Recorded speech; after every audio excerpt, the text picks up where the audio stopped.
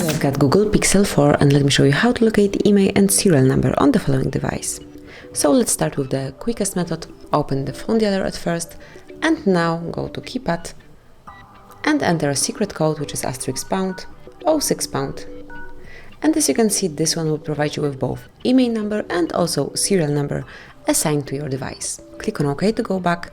And now we will open those numbers through the settings. So at first you have to open the list of all applications, then find and pick the settings. Now locate and open About Phone, which is here, and go to Model and Hardware, here it is, to locate serial number and write. Here you've got IMEI number assigned to your Google Pixel. So that would be all. This is how you can locate serial number and IMEI number assigned to your Google Pixel 4. Thank you for watching. Please subscribe our channel and leave the thumbs up.